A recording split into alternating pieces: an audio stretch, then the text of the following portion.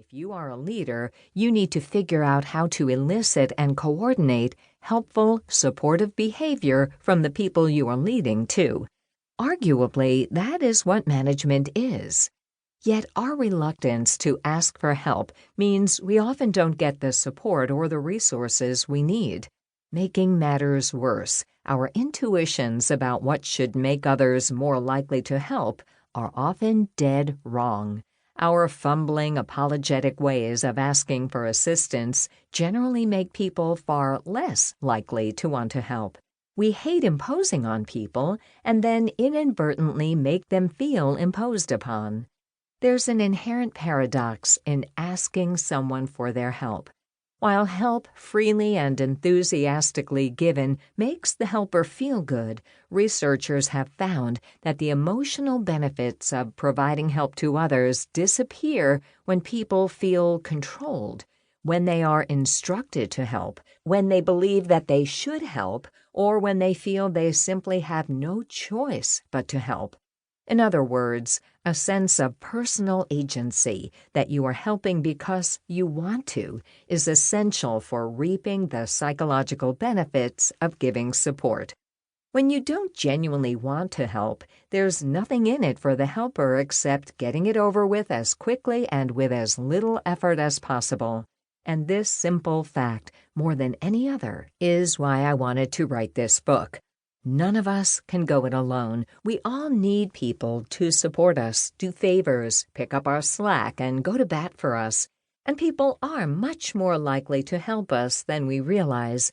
But in many instances, we ask for help in such a way that we make people feel controlled, rather than giving them what they need to really want to help us, and to make helping us rewarding.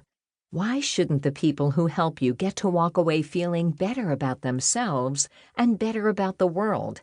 In my opinion, we owe it to them. If you are going to ask someone to use their valuable time and effort on your behalf, the least you can do is to ensure that helping you leaves them better off, not worse. But knowing how to get people to want to give you their best and making sure they benefit as much as possible from having helped you is not knowledge we are born with. As you'll see in the following chapters, getting other people to eagerly do what you need in response to your request requires that you create the right environment and frame your request in such a way that others will rush gladly to your aid. I chose to call this book Reinforcements because there are two senses of the word reinforcement, and each captures something really important about seeking support. A reinforcement is generally defined as the action or process of strengthening, but Google offers these two more specific sub-definitions. 1. Extra personnel sent to increase the strength of an army or similar force. 2. The process of encouraging or establishing a belief or pattern of behavior, especially by encouragement or reward. The idea of extra personnel required to get the job done is really the basic need I designed this book to address. Reaching your fullest potential, professionally or personally, requires you to understand how to enlist reinforcements when you need them.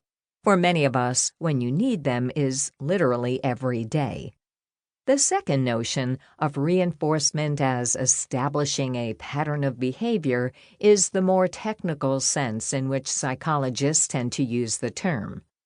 B.F. Skinner famously called the use of reinforcements to make particular behaviors more likely operant conditioning.